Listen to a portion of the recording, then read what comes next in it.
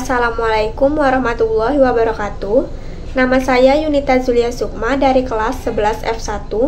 Di sini saya akan menjelaskan materi mengenai peradaban Islam pada masa modern. Ada 3 periode sejarah Islam menurut Harun Nasution. Yang pertama yaitu periode klasik yang dimulai dari 650 sampai 1250 Masehi.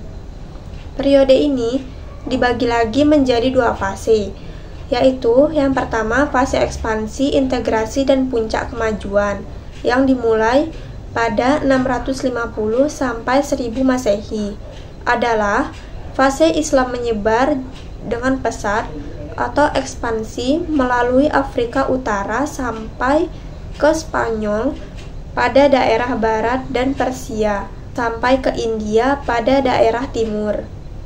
Yang kedua yaitu fase disintegrasi. Fase ini dimulai pada 1000 sampai 1250 Masehi, yaitu fase umat muslim mulai pecah karena masalah politik. Yang kedua, periode pertengahan. Periode ini dimulai pada 1250 Masehi sampai 1800 Masehi. Periode ini juga memiliki 2 fase, yaitu yang pertama adalah fase kemunduran yang dimulai dari 1250 Masehi sampai 1500 Masehi. Fase ini merupakan lanjutan dari perpecahan kaum muslimin. Sistem khilafah sudah tidak diterapkan lagi. Kedua yaitu fase 3 kerajaan besar yang dimulai dari 1500 Masehi sampai 1800 Masehi. 3 kerajaan yang dimaksud adalah Kerajaan Utsmani atau Ottoman Empire yang berada di Turki, Kerajaan Safawi di Persia, dan Kerajaan Mughal di India. Periode yang ketiga yaitu periode modern yang dimulai dari 1800 Masehi sampai sekarang. Masa modern disebut juga masa pembaruan. Pembaruan Islam adalah upaya untuk menyesuaikan paham keagamaan Islam dengan perkembangan dan yang ditimbulkan kemajuan ilmu pengetahuan dan teknologi modern. Masa modern disebut sebagai zaman kebangkitan Islam. Ekspedisi Napoleon Bonaparte di Mesir yang berakhir tahun 1801 Masehi membuka mata dunia Islam akan kemunduran dan kelemahan umat Islam. Raja dan para pemuka Islam mulai berpikir dan mencari jalan untuk mengembalikan kejayaan Islam. Faktor-faktor pembaruan Islam ada 3. Yang pertama yaitu pemurnian ajaran Islam dan unsur-unsur asing yang dipandang sebagai penyebab kemunduran Islam. Yang kedua, menimba gagasan-gagasan pembaruan dan ilmu pengetahuan dari Barat dengan pengiriman pelajar Muslim oleh Turki, Mesir, dan India ke Eropa untuk menimba ilmu pengetahuan. Dilanjutkan dengan menerjemahkan karya-karya Barat ke bahasa Islam. Yang ketiga, kondisi negara-negara Arab seperti Mesir, Turki di bawah jajahan negara-negara Eropa, khususnya Perancis. Pembaruan di beberapa negara tidak terlepas dari peran-peran tokoh-tokoh Muslim, di antaranya Rifa'ah Baidawi, Rafi'ah At-Tahtawi, Muhammad Ali Pasha, Muhammad Abduh, Rashid Ridha, Sultan Mahmud II, Jamaluddin Al-Afghani, Muhammad Iqbal, Kiai Haji Ahmad Dahlan, dan Kiai Haji Hashim Asy'ari. Tokoh yang pertama yaitu Rifa'ah Baidawi Rafi'at At-Tahtawi. Saat umur 16 tahun, At-Tahtawi telah menyelesaikan belajarnya di Universitas Al-Azhar Kairo dan melanjutkan pendidikan master di Egyptian Army Mesir. Kemudian belajar selama 5 tahun di Perancis. Selama di Perancis, At-Tahtawi menerjemahkan 12 buku dan risalah. Pokok-pokok pemikiran At-Tahtawi dibagi menjadi beberapa bidang. Yang pertama yaitu pada bidang pendidikan. Pada bidang pendidikan meliputi 2 hal, yaitu pendidikan harus universal dan emansipasi wanita. Pendidikan adalah hak semua golongan, baik laki-laki maupun perempuan, tanpa membedakan status ataupun jenis kelamin. Pikiran ini memiliki 2 dampak. yaitu pemerataan pendidikan dan emansipasi wanita. Selain itu, pendidikan tidak hanya mengajarkan ilmu pengetahuan, tetapi juga membentuk kepribadian dan menanamkan sikap rasa cinta terhadap bangsa. Yang kedua yaitu pada bidang ekonomi. Bidang ekonomi melakukan perbaikan di bidang pertanian, perbaikan jalan dan membangun jembatan dan alat komunikasi. Yang ketiga yaitu pada bidang kesejahteraan. Pada bidang kesejahteraan, At-Tahtawi berpandangan bahwa kesejahteraan masyarakat atau negara dapat tercapai dengan dua jalan, yaitu berpegang teguh pada ajaran Islam dan berbudi pekerti yang baik, sehingga mampu melahirkan generasi yang memajukan perekonomian. Yang keempat, pada bidang pemerintahan. Pada bidang pemerintahan, At-Tahtawi berpendapat bahwa untuk kelancaran pelaksanaan undang-undang tersebut, setidaknya harus ada 3 badan yang terpisah, yaitu legislatif, eksekutif, dan yudikatif. Yang kelima, dalam cinta tanah air atau patriotisme, At-Tahtawi berpandangan bahwa tanah air adalah tanah tumpah darah seseorang, bukan seluruh dunia Islam. Dengan patriotisme ini, At-Tahtawi berpendapat bahwa selain adanya persaudaraan seagama, juga ada persaudaraan setanah air. Persaudaraan satu tanah air ini ternyata lebih dominan sehingga patriotisme menjadi dasar kuat untuk mendorong seseorang atau golongan untuk mendirikan tatanan masyarakat yang beradab. Tokoh yang kedua yaitu Muhammad Ali Pasha. Muhammad Ali Pasha dilahirkan di Kavala, bagian utara Yunani, pada bulan Januari 1765 Masehi. Ayahnya bernama Ibrahim Agha dari Turki, termasuk keluarga yang tidak mampu. Karena kondisi tersebut, sejak kecil Pasha bekerja membantu perekonomian keluarganya dan tidak bisa mengenyam pendidikan sebagaimana anak-anak kebanyakan. Meskipun begitu, Pasha termasuk anak yang cerdas, pemberani dan gigih dalam bekerja. Karakter ini yang menempa dan mengantarkannya menjadi pemimpin di Mesir. Salah satu jasa besarnya adalah berhasil membebaskan Mesir dari kekuasaan Napoleon dari Perancis, sehingga Sultan di Turki merestui Muhammad Ali Pasha menjadi wali Mesir. Pemikiran Muhammad Ali Pasha yaitu yang pertama adalah mengirimkan pelajar Mesir untuk belajar ke Perancis, Italia, Inggris, dan Austria sebanyak 311 antara tahun 1813 sampai 1849. Yang kedua, dalam bidang militer, Pasha melakukan inovasi dengan mendatangkan seorang perwira tinggi Perancis untuk melatih tentara militer Mesir. Tidak hanya itu, Pasha juga mengirimkan pelajar terbaiknya untuk belajar kemiliteran di Perancis. Setelah lulus, mereka diminta untuk mengajar di sekolah militer di Mesir. Yang ketiga, dalam bidang ekonomi dan pertanian, Pasha melakukan beberapa inovasi, di antaranya memperbaiki irigasi lama, membangun irigasi baru, menanam kapas, mendatangkan ahli dari Eropa, membuka sekolah pertanian.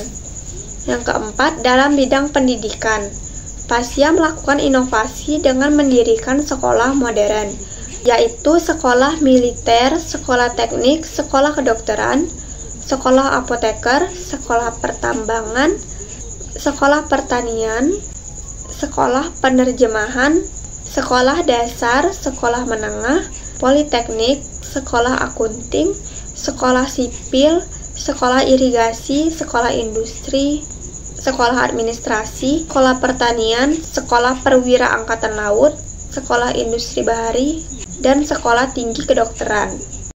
Selanjutnya adalah Muhammad Abduh. Nama lengkapnya adalah Muhammad Abduh Hasan Khairullah. Abduh dilahirkan di Mahalat Nas Subrahid Al-Bahirah, Mesir tahun 1849 Masehi. dan masih keturunan Umar bin Khattab dari garis ibunya. Abduh belajar agama ke Syekh Ahmad pada tahun 1862, kemudian melanjutkan ke Universitas Al-Azhar Kairo pada tahun 1866. Setelah menyelesaikan studinya, ia mengajar di Al-Azhar. Puncak karirnya, Abduh menjadi mufti pertama di Mesir pada tanggal 3 Juni 1899. Muhammad Abduh meninggal pada tanggal 11 Juli 1905. Pemikiran Muhammad Abduh yaitu yang pertama dalam bidang pendidikan, yaitu menawarkan agar dilakukan lintas disiplin ilmu, yakni antara kurikulum madrasah dan sekolah. Tujuannya untuk menghilangkan dikotomi antara ulama dan ilmuwan modern, mengembangkan kelembagaan pendidikan, yaitu mendirikan sekolah menengah pemerintahan dalam berbagai bidang, misalnya administrasi, militer, kesehatan, perindustrian, dan sebagainya. Kemudian, Abduh melakukan pengembangan kurikulum sekolah dasar, menengah, kejuruan, dan universitas di Al-Azhar. Selain itu, ia melakukan pembaruan dalam pendidikan Islam, yaitu memasukkan mata pelajaran matematika, geometri, algebra, geografi, sejarah, dan seni khat ke dalam pendidikan non-formal, mewujudkan farmasi khusus untuk pelajar Universitas Al-Azhar, menyediakan dana khusus untuk gaji guru yang diambil dari perbendaharaan negara dan wakaf negara, memasukkan mata kuliah filsafat logika dan ilmu pengetahuan modern ke dalam kurikulum Universitas Al-Azhar. Yang kedua, pintu ijtihad masih terbuka lebar bagi umat Islam. Ijtihad merupakan dasar penting dalam menafsirkan kembali ajaran Islam. Yang ketiga, Islam adalah ajaran rasional yang sejalan dengan akal. Yang keempat, kekuasaan negara harus dibatasi oleh konstitusi yang dibuat oleh negara yang bersangkutan. Tokoh selanjutnya yaitu Rashid Ridho. Nama lengkapnya adalah Muhammad Rashid bin Ali Ridho bin Samsudin bin Bahauddin Al-Kalmuni Al-Husaini. Ia dilahirkan di Kalamun yang tidak jauh dari kota Tripoli, Lebanon pada tanggal 23 September 1865 Masehi. Ia menerbitkan majalah Al-Manar untuk menjadi corong bagi gerakan pembaruan Islam dalam memajukan umat Islam dan membebaskan dari belenggu penjajah. Adapun pokok-pokok pemikiran Rashid Ridho yaitu yang pertama adalah kemunduran umat Islam dalam berbagai aspek kehidupan adalah karena umat Islam yang berpaling dari ajaran-ajaran Islam. Karenanya umat Islam dalam mengejar ketertinggalan dari bangsa Eropa dengan satu syarat, yaitu harus kembali kepada ajaran Islam sebenarnya yang diajarkan Rasulullah SAW dan dipraktikkan oleh para sahabat. Yang kedua, ilmu pengetahuan modern tidak bertentangan dengan agama Islam. Karena itu sudah sepantasnya untuk umat Islam yang mendambakan kemajuan harus siap mempelajari ilmu-ilmu modern. Bahkan belajar ilmu modern sebenarnya adalah mengambil kembali pengetahuan yang pernah dimiliki umat Islam. Yang ketiga, hukum-hukum fikih yang berkenaan dengan kemasyarakatan tidak boleh dianggap absolut. Hukum-hukum itu ditetapkan sesuai dengan tempat dan zaman. Karenanya, Ridho menganjurkan untuk berijtihad. Menurutnya, ijtihad sebagai modal awal demi keberlangsungan syariat Islam yang memenuhi seluruh kebutuhan pembaruan. Keempat, apabila umat Islam ingin maju, maka umat Islam harus terlebih dahulu mewujudkan persatuan dan kesatuan. Tokoh selanjutnya itu Sultan Mahmud II. Sultan Muhammad II lahir pada tahun 1785 dan wafat pada tahun 1839. Ia diangkat menjadi sultan pada usia yang masih muda, yaitu 22 tahun. Dalam pemerintahannya, Turki semakin kuat. Adapun pemikiran Sultan Mahmud II yaitu yang pertama adalah melakukan pembaruan di bidang pendidikan dengan memasukkan kurikulum pengetahuan umum dalam pendidikan madrasah. Yang kedua, mendirikan sekolah Mektebi Ma'arif untuk mencetak tenaga-tenaga ahli di bidang administrasi. Mektebi Ulumi Edebiyat untuk menyediakan tenaga-tenaga ahli penterjemah. Yang ketiga, mendirikan sekolah di bidang kedokteran, militer, dan teknik. Yang keempat, menerapkan demokrasi dalam pemerintahannya. Yang kelima, menghapus pengkultusan sultan yang dianggap suci oleh rakyatnya. Tokoh selanjutnya adalah Jamaluddin Al-Afghani. Jamaluddin Al-Afghani lahir di Kabul, Afghanistan pada tahun 1838 Masehi dan meninggal dunia di Istanbul pada tahun 1897 Masehi. Jamaluddin adalah pemimpin pembaharuan Islam yang tempat tinggal dan aktivitasnya berpindah-pindah dari satu negara ke negara yang lain. Pengaruh pemikiran dan pembaharuannya yang paling besar dan nyata ialah di Mesir. Oleh karena itu, meskipun masa kecilnya dihabiskan di Afghanistan, perjuangannya lebih banyak di Mesir, Hijaz, Yaman, Rusia, Turki, Inggris, India, dan Perancis. Jamaluddin merupakan seorang yang cerdas.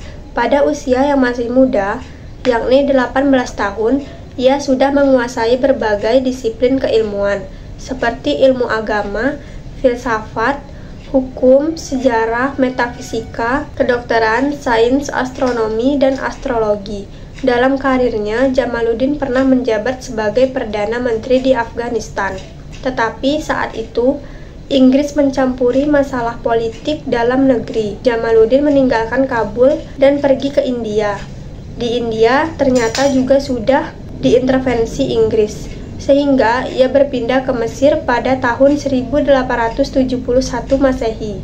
Adapun pokok pemikiran Jamaluddin Al-Afghani yang pertama yaitu penyebab kemunduran Islam disebabkan beberapa hal, yaitu akhlak yang buruk dan acuh terhadap ilmu pengetahuan, kelemahan umat Islam dalam segala sektor, dan kurangnya usaha dalam mencerdaskan umat, baik untuk menekuni dasar-dasar ilmu agama maupun upaya transformasi ilmu pengetahuan. Yang kedua, menggulirkan pan-islamisme, yaitu paham yang bertujuan mempersatukan seluruh umat Islam di dunia. Hal yang melatar belakangi pemikiran tersebut adalah dominasi kolonial Barat di dunia Islam pada masa itu. Yang ketiga, antara laki-laki dan perempuan memiliki kedudukan yang sama. Keduanya memiliki akal untuk berpikir. Ide pembaruannya tentang kesetaraan gender ini pun berdampak pada emansipasi wanita. Yang keempat, berusaha mengubah sistem pemerintahan autokrasi menjadi demokrasi. Tokoh selanjutnya yaitu Muhammad Iqbal. Muhammad Iqbal lahir di kota Sialkot di Punjab pada tanggal 9 November 1877. Puncak karirnya menjadi Presiden Liga Muslim pada tahun 1930. Namanya diabadikan menjadi nama lapangan terbang antarbangsa Allama Muhammad Iqbal di Lahore, Pakistan. Pemikiran Muhammad Iqbal yang pertama yaitu bercita-cita membangun sebuah peradaban baru yang memadukan peradaban Barat dan Timur. Yang kedua, Al-Quran merupakan kitab yang lebih mengutamakan amal daripada cita-cita. Al-Quran sebagai landasan dalam membentuk sebuah peradaban baru dan kehidupan sebagai suatu proses cipta yang kreatif dan progresif. Yang ketiga, pintu ijtihad masih terbuka. Ijtihad bagi Iqbal merupakan dasar pergerakan dalam Islam. Ijtihad dibutuhkan pada setiap zaman untuk menyesuaikan ajaran Islam dengan tuntutan zaman. Yang keempat, mencita-citakan kebangkitan umat Islam dari tidur panjangnya dan berharap agar umat Islam dapat menerima kehidupan yang dinamis. Karakter berpikir dinamis menurutnya adalah menganut pola pikir yang kompleks, yaitu pola pikir yang kritis dan kreatif, pikir maju dan berkembang, memiliki pertahanan diri yang lebih besar, memiliki psikodinamika yang kompleks, dan memiliki kepribadian yang luas. Yang kelima, tujuan pendidikan adalah memperkokoh dan memperkuat individualitasi dari peserta didik, sehingga mereka menyadari segala kemungkinan menimpa dirinya. Tokoh selanjutnya yaitu Kiai Haji Ahmad Dahlan. Kiai Haji Ahmad Dahlan lahir di Kauman, Yogyakarta 1 Agustus tahun 1868. Nama kecil Ahmad Dahlan adalah Muhammad Darwis. Ayahnya bernama Kiai Haji Abu Bakar bin Kiai Sulaiman, seorang khatib tetap di Masjid Agung. Ibunya bernama Siti Aminah binti Kiai Haji Ibrahim. Ia merupakan anak keempat dari 7 orang bersaudara yang keseluruhan saudaranya perempuan, kecuali adik bungsunya. Ia termasuk keturunan yang ke-12 dari Maulana Malik Ibrahim, salah satu wali Songo, yaitu pelopor penyebaran agama Islam di Jawa. Kiai Haji Ahmad Dahlan dididik dalam lingkungan pesantren sejak kecil dan sekaligus menjadi tempatnya menimba pengetahuan agama dan bahasa Arab. Salah satu kesuksesan pembaruannya ditandai dengan berdirinya organisasi masyarakat yang bernama Muhammadiyah di Indonesia pada tanggal 18 November 1912. Pemikiran Kiai Haji Ahmad Dahlan yaitu yang pertama adalah tujuan utama pendidikan Islam adalah membentuk manusia yang berbudi luhur, alim dalam agama, memiliki pandangan luas dari paham tentang masalah ilmu keduniaan. Yang kedua, pendidikan harus mencetak manusia-manusia yang berjiwa nasionalisme dan patriotisme, sehingga bersedia berjuang untuk kemajuan masyarakat. Yang ketiga, materi pendidikan harus meliputi pendidikan moral dan akhlak, pendidikan individu, dan pendidikan kemasyarakatan. Yang keempat, model pendidikan memadukan 2 jenis pendidikan, yaitu pesantren dan sekolah umum. Dalam pengajarannya menggabungkan antara sistem pengajaran pesantren dengan pendidikan barat. Usaha tersebut diwujudkan dalam bentuk lembaga pendidikan yang bersifat spesifik, yaitu mengadopsi sistem persekolahan barat, tetapi dimodifikasi sedemikian rupa sehingga berjiwa Nusantara yang mempunyai misi Islami. Selain itu, Kiai Dahlan juga mendirikan panti asuhan yatim piatu Muhammadiyah. Selanjutnya yaitu Kiai Haji Hasyim Asy'ari. Ia dilahirkan di Gedang, Jombang, Jawa Timur pada hari Selasa Kliwon 24 Zulkaadah 1287 Hijriah, bertepatan dengan 14 Februari 1871 Masehi. Di antara bentuk pembaharuan yang dilakukan oleh Kiai Hasyim yang sekarang masih bisa dilihat adalah mendirikan pondok pesantren Tebu Ireng, Jombang, Jawa Timur. Selain itu juga Kiai Hasyim merupakan pendiri organisasi Nahdlatul Ulama. Pemikiran Kiai Hasyim Asy'ari yang pertama yaitu tasawuf bertujuan memperbaiki perilaku umat Islam yang sesuai dengan prinsip ajaran Islam. Yang kedua, dalam melawan penjajah Belanda, Kiai Hasyim menginisiasi resolusi jihad yang dicetuskan pada tanggal 22 Oktober 1945 yang sekarang diperingati menjadi Hari Santri Nasional. Yang ketiga, dalam bidang politik, Kiai Hasyim mengajak kepada umat Islam untuk membangun dan menjaga persatuan. Yang keempat, dalam bidang pendidikan, tujuan pendidikan menurut Kiai Hasyim selain pemahaman terhadap pengetahuan adalah pembentukan karakter yang baik yang penuh dengan pemahaman secara benar dan sempurna terhadap ajaran-ajaran Islam. Pengaruh Islam masa modern bagi Indonesia terbagi menjadi 3. Yang pertama yaitu perlawanan terhadap penjajah. Sejak dibukanya terusan Suez tahun 1869, setiap tahun ribuan umat Islam Indonesia menunaikan ibadah haji. Banyak para haji dan ulama yang melakukan perlawanan terhadap penjajah. Di antara perlawanannya yaitu Perang Padri di Minangkabau, Perang Aceh di Aceh, Perang Diponegoro di Jawa, Perang Jambi, Pemberontakan Rakyat Cilegon Banten, dan Perang Banjar di Kalimantan. Pengaruh Islam masa modern bagi Indonesia yang kedua adalah berdirinya organisasi keislaman, yaitu organisasi Jamiatul Khair, Syarikat Islam, Persatuan Umat Islam, Muhammadiyah, dan Al-Irsyad Al-Islamiyah. Selanjutnya, organisasi Matlaul Anwar, Persatuan Islam, Nahdlatul Ulama, Al-Wasliyah, dan Ikatan Cendekiawan Muslim Indonesia. 3 adalah berdirinya perguruan tinggi keislaman. Pertama kali yang berdiri adalah Universitas Islam Indonesia atau UII pada 20 Februari tahun 1951. Pada tanggal 26 September tahun 1951 Dibuka perguruan tinggi baru dengan nama Perguruan Tinggi Agama Islam Negeri atau PTAIN di bawah pengawasan Kementerian Agama.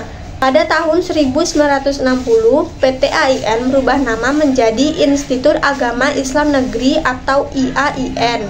Sekarang beberapa IAIN berubah menjadi Universitas Islam Negeri atau UIN.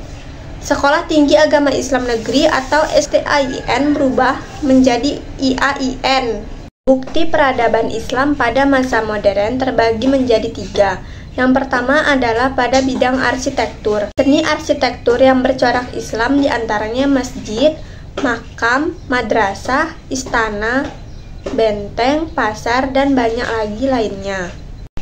Bukti peradaban Islam pada masa modern yang kedua yaitu pada bidang sastra. Yang pertama, karya Muhammad Iqbal yaitu puisinya yang terkenal adalah Asrari Khudi. Yang kedua, Mustafa Al-Manfaluti yaitu pengarang cerita pendek semi klasik dan semi modern. Yang ketiga, Muhammad Husain Haikal yang telah menulis Hayatul Muhammad atau Sejarah Hidup Nabi Muhammad SAW. Yang keempat, Jamil Sikdi Az-Zahawi terkenal sebagai perintis sajak modern dan penyair tua yang bernada keras. Yang kelima, Abdus Salam Al-Ujaidi yaitu sastrawan di Suriah, seorang dokter medis aktif dalam penulisan novel dan cerita pendek. Yang keenam, Aisyah Abdurrahman yaitu sebagai sastrawati, wartawati, dan menulis tafsir Al-Quran dari segi sastra. Bukti peradaban Islam pada masa modern yang ketiga yaitu pada bidang kaligrafi. Kaligrafi atau khat merupakan satu-satunya seni Islam yang murni dihasilkan oleh orang Islam.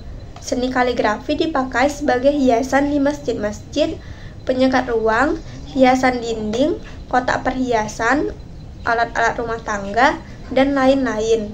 Hikmah belajar peradaban Islam pada masa modern yaitu pertama adalah menguasai ilmu pengetahuan dan teknologi yang dilandasi dengan agama yang kokoh. Yang kedua, mengkaji Al-Quran, hadis, dan ijtihad para ulama sebagai fondasi membangun peradaban umat Islam. Yang ketiga, mengkaji ilmu-ilmu keislaman sebagai fondasi untuk menjadi mujtahid. Yang keempat, belajar kelemahan-kelemahan pada masa lalu sebagai bahan introspeksi untuk menatap masa depan Islam. Yang kelima, berpikir dinamis sesuai dengan perkembangan zaman. Sekian, terima kasih. Wassalamualaikum warahmatullahi wabarakatuh.